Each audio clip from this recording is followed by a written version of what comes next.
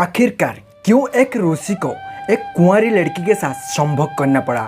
आखिरकार क्यों एक ऋषि को एक अप्सरी के साथ शारीरिक संबंध बनाना पड़ा? आखिरकार वो ऋषि कौन थे और वो लड़की कौन थी? और वो लड़की क्यों चाह रही थी कि ऋषि के साथ शारीरिक संबंध बनाने के लिए? क्यों ऋषि को बार बार मजबूर कर रही थी, बार बार अपने तरफ आकर्षित कर रही थी कि उसके साथ शारीरिक संबंध बनाने के लिए? आखिर में क्यों वो लड़की खुद के मुंह से ही बोलता है ऋषिवर के साथ शारीरिक संबंध बनाने के लिए? आखिरकार ऋषिवर क्या करते हैं? उस लड़की के साथ शारीरिक संबंध बनाते हैं या उसको दूर कर देते हैं? आखिरकार ये सारे चीज पुरानी गाथा में वर्णित है। और वो पुरानी गाथा कौन सा है और उसके पीछे का रहस्य क्या है? ऐसा ऋषि को क्यों करना पड़ा और वो जो लड़की थी उसको भी ऐसा क्यों करना पड़ा? सारे चीज के बारे में आज हम बात करने वाले हैं। आखिर में आपको पता चलेगा कि वो ऋषि कौन थे और वो लड़की कौन था और उनको क्यों ऐसा करना पड़ा था। सतयुग में ये सारे कहानी वर्णित किया गया है पुराण में। तो आज चलते हैं उसके बारे में जानते हैं। और आप भी ऐसा पौराणिक हॉरर और मिस्टरी स्टोरीज जानना चाहते हो तो सुनना चाहते हो तो हमारे चैनल को सब्सक्राइब करके रखना। बगल में जो घंटी का बटन है उसको जरूर दबा देना। चलते हैं, वीडियो शुरू करते हैं। वीडियो को बिना स्किप करते हुए देखो, बहुत ही मजा आएगा। सतयुग में एक ऋषि थे जो कि हिमालय के पर्वत के अंदर एक गुफा के अंदर बैठ के तपस्या कर रहे थे। वो ऋषि बहुत ही विद्वान थे। वो दिन रात बैठ के वही गुफा के अंदर तपस्या करने वाले थे और सिर्फ सुबह के टाइम गुफा से बाहर निकलते थे, नहाते थे और कुछ खाना फाना ढूंढ के फिर से चले जाते थे अपने गुफा के अंदर और गुफा में बैठते हुए भगवान के नाम जप करते थे और कठोर तपस्या करते थे। उनका तपस्या इतना ज़्यादा कठोर था कि हर कोई देख के चौंक जा रहा था। तीनों लोग पूरा थरथर मचने लगा था। एक दिन का बात है, एक दिन ऋषि ने जैसे कि डेली जैसा करते थे वैसे ही करने आए थे। सुबह होता है, उन्होंने नहाने के लिए एक तालाब में आते हैं और वो तालाब में जा कर के नहाने लगते हैं। लेकिन जब वो स्नान खत्म करने के बाद पीछे लौट के देखते हैं तो उनके सामने खड़ी हुई थी एक बहुत ही सुंदर लड़की। जैसे कि लग रही थी कि वो लड़की स्वर्गलोक से आई हुई है। देखने में इतना ज़्यादा सुंदर थी कि जो कोई भी उसको देखेगा उसके ऊपर मोहित हो जाएगा। ऋषिवर के साथ भी ऐसा ही होता है। ऋषिवर क्षण भर के लिए उसके सौंदर्य से मोहित हो जाते हैं। लेकिन ऋषिवर बहुत बड़ा तपस्वी थे, इसलिए अपना मन को, अपना भावना को काबू में रखते हैं और बहुत जाने लगते हैं। लेकिन वो जब जाने लगते हैं, वही लड़की जब वो पहले तालाब के किनारे पर खड़ी हुई थी वो भी तालाब के अंदर आने लगती है और वो नहाने लगती है। ये सारे चीज़ ऋषिवर के सामने हुआ होता है और ऋषिवर ये सारे चीज़ को देखते हुए बहुत ही ज़्यादा उसके तरफ मोहित हो रहे थे, आकर्षित हो रहे थे। ये सारे चीज़ देखने के बाद ऋषिवर बोलते हैं कि नहीं, यहाँ पर अगर मैं थोड़ी देर रुकता हूँ तो मैं और भी ज़्यादा आकर्षित हो सकता हूँ। इसलिए ऋषिवर क्या करते हैं, वहाँ से जाने लगते हैं। लेकिन वो जो लड़की थी वो लड़की ऋषिवर को रोकने लगती है। आखिरकार क्यों रोकने लगती है वो तो बाद में पता चलेगा। लेकिन वो जब लड़की रुकने लगती है तो ऋषिवर थोड़ा चौंक जाते हैं और लड़की जब उनको स्पर्श करता है तो ऋषिवर के अंदर एक सिंहरण खेल जाता है। ऋषिवर खुद को थोड़ा रोक नहीं पाते और मोहित होने लगते हैं। और ये सारे चीज़ होने के बीच में ही वो लड़की ऋषिवर को कोमल वॉइस में बोलने लगती है, ऋषिवर आप यहाँ पे नहा लीजिए, मैं भी यहाँ पर नहा रहा हूँ। लेकिन ऋषिवर वहाँ से जाने के लिए कोशिश करते हैं, लेकिन वो जो लड़की थी वो उनको छोड़ती नहीं थी। वो लड़की अभी पानी में डूब चुकी थी, उसका शरीर पूरा पानी से गीली हो चुकी थी। उसका जो शरीर का कपड़ा था वो शरीर से अच्छे तरीके से चिपक रही थी और ये सारे सीन ऋषिवर को उसके तरफ और भी ज़्यादा आकर्षित कर रही थी और उसका जो शरीर थी ऋषिवर को और भी ज़्यादा उसके तरफ आकर्षित कर रही थी। वो लड़की देखने में बहुत ही ज़्यादा सुंदर थी, मतलब कि इतना ज़्यादा सुंदर कि जो कोई भी देखेगा उसको उसके तरफ आकर्षित हो जाएगा। ये सारी चीज़ होता है, लेकिन ऋषिवर खुद को कंट्रोल करते हैं और बाहर आने लगते हैं। लेकिन लड़की उसको बार बार रोकने लगती है। लेकिन ऋषिवर वहाँ से उसको छोड़ते हुए ऊपर आ जाते हैं और वो जाने लगते हैं। लेकिन वो जो लड़की थी वो लड़की ऋषिवर के पीछे पीछे आती है और उनको पीछे से हाथ को पकड़ते हुए उनको रोकने लगती है। लेकिन ऋषिवर बोलते हैं, क्या हुआ लड़की, तू क्यों ऐसा मुझे रोक रही है? वो लड़की बोलने लगती है कि ऋषिवर, मैं आपका तेजस्वी रूप को देखते हुए आपके तरफ मोहित हो चुका हूँ। मैं आपको शादी करना चाहता हूँ, विवाह करना चाहता हूँ। आप इतने ज़्यादा विद्वान हैं, आप इतना ज़्यादा साधु है और आपका तपस्या का बल देख के मैं आपका तरफ बहुत ही ज़्यादा आकर्षित होने लगा हूँ। मैं चाहता हूँ कि आपके साथ शादी करूँ और आपके साथ रात बिताऊं। ये सारी चीज़ बोलने लगती है। लेकिन साधु जी ने बोलते, नहीं कन्या, ऐसा नहीं हो सकता है, क्योंकि मैं एक साधु हूँ और मैं ब्रह्मचार्य जीवन यापित कर रहा हूँ और मैं यहाँ पर तपस्या करने वाला हूँ और मैं यहाँ पर दिन रात तपस्या कर रहा हूँ।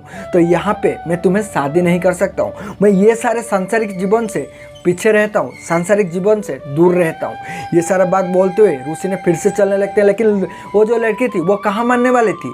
वो बोलता है ऋषिवर नहीं, मैं तुम्हारे साथ रहना चाहता हूँ, मैं तुम्हारे तरफ आकर्षित हो सकता हूँ, मैं तुम्हें छोड़ के कहीं पे भी नहीं जाने वाली हूँ। ये सारे चीज़ बोलते हैं। ऋषिवर फिर से बोलते ठीक है कन्या, अगर तू मेरे साथ रहना चाहती है तो तू रह सकती है। तुझे अभी एक साधु के जैसा जीवन यापन करना पड़ेगा, सारे सांसारिक जीवन से तुझे मोह से दूर रहना पड़ेगा। तू जा सकता है मेरे साथ, मेरा गुफा पे रह सकता है, वहाँ पर तू बैठ के तपस्या कर सकता है, लेकिन ये सारे चीज़ भूल जा कि मैं तुझे शादी करूँगा, तेरे साथ रहूँगा, ये सारे चीज़ नहीं हो सकता है। और ये चीज़ बोलते हुए ऋषिवर चलने लगते हैं और ऋषिवर के पीछे वही लड़की उनके साथ भी चलने लगता है। ऋषिवर जाते हैं अपने गुफा के अंदर, बैठ जाते हैं तपस्या में, लेकिन वो जो लड़की थी वो भी उनके साथ जाता है और उनके पास बैठने लगता है और उनको अपने तरफ आकर्षित करने की कोशिश करने लगती है। वो लड़की बार बार ऋषिवर को उन्होंने तरीके से टच करने लगती है, छूने लगती है। जैसे ही ऋषिवर को वो छूने लगती है, ऋषिवर के अंदर एक जैसे कि बिजली जैसा चमक फैल जाते हैं, बिजली जैसा शरीर के अंदर पूरा फैल जाता है। वो खुद को रोक नहीं पाते हैं। ऋषिवर बार बार अपने अंदर झांकते हैं, अपने को खुद को रोकने लगते हैं, लेकिन वो जो लड़की थी वो बार बार ऋषिवर को अपने ओर आकर्षित करने लगती थी।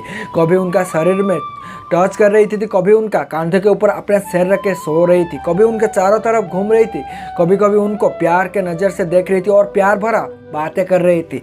इतना सारे चीज करने के बाद भी ऋषिवर उसके तरफ आकर्षित नहीं हो रहे थे। वो लड़की ऋषिवर को अपने तरफ आकर्षित करने के लिए बहुत ज्यादा कोशिश कर चुका था और वो लगातार कोशिश करने लगा था और ऋषिवर का अपने तरफ आकर्षित करने लगा था। ऋषिवर यहाँ पर ध्यान में बैठे हुए थे, ध्यान भग्न करते हैं, लड़की को समझाने लगते हैं लड़की ऐसा कुछ भी नहीं हो सकता है। लेकिन वो लड़की और भी प्यार भरा नज़र से ऋषि को देखता है और भी प्यार भरी बात करता है और प्यार भरी स्पर्श करने लगता है। ये सारे चीज़ देखते हुए ऋषिवर थोड़ी देर के लिए मोहित हो जाते हैं और अपने तरफ झांकते हैं और खुद को बोलने लगते हैं कि ये क्या हो रहा है मेरे साथ, ये लड़की कौन है, ये लड़की क्यों ऐसा कर रही है मेरे साथ। और अंतर का उनका बात आता है कि तू क्या ऐसे है कि लड़की को तू ये जंगल में छोड़ सकता है, वो लड़की तेरे साथ रहना चाहती है, वो लड़की तेरे साथ संसार बैठाना चाहती है, वो लड़की अकेली है, क्या तू ऐसे लड़की को ये जंगल में छोड़ देगा, क्या ये जंगल में उसको अकेली छोड़ देना चाहती है।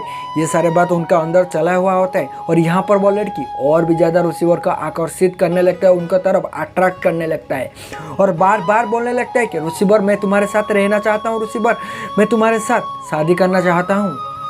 ये सारे बात चला हुआ होता है। ऊपर से उनको एक भविष्यवाणी हो रहा था। वो भविष्यवाणी ये होता है कि क्या तू अपने इतने साल का तपस्या को ऐसे ही व्यर्थ जाने देगा, क्या तू इतना साल का ब्रह्मचर्य को ऐसे ही व्यर्थ जाने देगा, एक लड़की का सौंदर्य में तू क्या मोहित हो जाएगा, क्या तू इतना दिन जो तपस्या कर रहा था तो तुझे तपस्या से यही सीखना मिला है। ये सारे चीज़ सुनने के बाद ऋषिवर खुद को कंट्रोल करने लगते हैं, खुद के अंदर झांकने लगते हैं। आखिरकार ऋषिवर सोचने लगते हैं कि आखिर में मैं क्या करूं। यह बस अंदर से सोच करके अपने अंदर विवेकात्मा से पूछने लगते हैं और उनका जो विवेक से पाद आता है वो लड़की को बोलने लगते हैं। बोलते हैं लड़की को, लड़की देख, ये प्यार का मतलब नहीं होता है कि शादी करना, ये प्यार का मतलब नहीं होता है कि संभोग करना, ये सारे चीज़ से तू दूर रहे। अगर तुझे मुझे प्यार है तो तू यहीं पर रुक सकता है और यहीं पर मेरा सेवा कर सकता है, मेरे साथ बैठ के तपस्या कर सकता है। अगर तू तपस्या करते भगवान के अंदर लीन होना चाहते हैं तो ये सारी चीज़ से दूर रहना चाहिए। अगर तू ऐसा मेरा तपस्या को भंग करने की कोशिश करती है तो तेरे साथ मुझे भी पाप लगेगा। ये सारे बात उसको समझाते हैं। आखिर में लड़की फिर से कोशिश करते हैं अपने तरफ ऋषि को मोहित करने के लिए। वो लड़की सारे चीज़ को कर चुकी थी। अभी वो लड़की अपने असली शरीर में आता है, अब असली रूप में आने लगती है और वो जो असली रूप देखते हैं तो ऋषि देख के चौक रह जाते हैं, क्योंकि वो और कोई नहीं थी, वो थी रंभा। हाँ दोस्तों, इंद्रलोक का रंभा, वो एक अप्सरी थी। उसका सौंदर्य और भी ज़्यादा निखरते हुए बाहर आ रही थी। अभी तो ऋषि और भी ज़्यादा उसके तरफ आकर्षित होने लगते हैं। लेकिन वो लड़की बोलने लगती है कि ऋषिवर, मैं आपका इतना बड़ा निष्ठा से प्रसन्न हुई, मैं आपका इतने ज़्यादा आकर्षित करने के लिए कोशिश की, अपने तरफ अट्रैक्ट करने के लिए कोशिश की, लेकिन आपने खुद को कंट्रोल किया। आपने इतना बड़ा तपस्या मुझे पता नहीं था। आपका तपस्या का बल देख के मैं बहुत ही ज़्यादा खुश हूँ और मुझे यहाँ पर इंद्रदेव ने भेजे थे, क्योंकि आपका जो तपस्या का पावर इतना थी कि तपस्या का बल इतना थी कि तीनों लोग थरबर हो गया था। इंद्रदेव ये सोचने लगते हैं कि अगर आप तपस्या में संपूर्ण हो जाए, तपस्या में पूर्ण हो जाए तो आपको ब्रह्मदेव ने ऐसा भी कुछ वर दे सकते हैं। आप ब्रह्मदेव से ऐसा वर मांग सकते हैं कि इंद्रलोक मांग सकते हैं। इसलिए इंद्रदेव ने बहुत ही ज़्यादा चिंतित हो गए थे, इसलिए मुझे भेजे थे कि आपका तपस्या का परीक्षा लेने के लिए, आप क्या सच में इतना बड़ा तपस्वी है, और आपका तपस्या का भग्न करने के लिए। आखिर में आपका तपस्या से बहुत ज़्यादा प्रसन्न हुई, इसलिए मैं इतना बड़ा साधु का तपस्या का भग्न नहीं कर सकता हूँ। इतना बोलते हुए वो लड़की वहीं पर बैठी हुई थी और वहाँ पर ब्रह्मदेव और इंद्रदेव प्रकट होते हैं, और ब्रह्मदेव इंद्रदेव प्रकट होते हुए उसको बोलने लगते हैं कि ऋषिवर, हमने आपका तपस्या से बहुत ज़्यादा खुश हुए।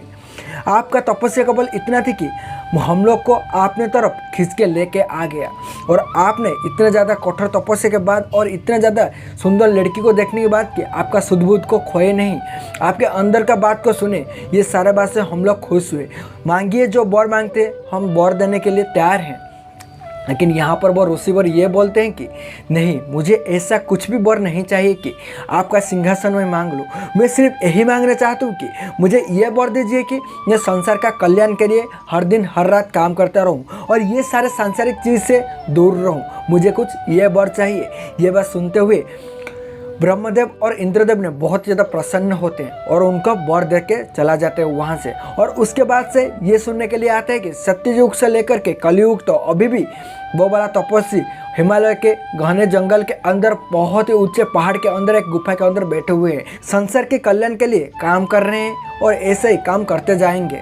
अगर आपको भी सुन के ये स्टोरी कैसा लगा, कि आपको लगता है ये एक रियल स्टोरी है तो लाइक कर दीजिए, अगर लगता है कि नहीं ये एक काल्पनिक कहानी है तो नीचे कमेंट कर दीजिए, और ऐसा मोरल स्टोरी और हॉरर स्टोरी सुनना चाहते हैं तो हमारे चैनल को सब्सक्राइब कर दीजिए। चलते फिर मिलते हैं ऐसे इंटरेस्टिंग वीडियो के साथ, तब तक के लिए बाय बाय, खुश रहना और हमारे चैनल के साथ जुड़े रहें।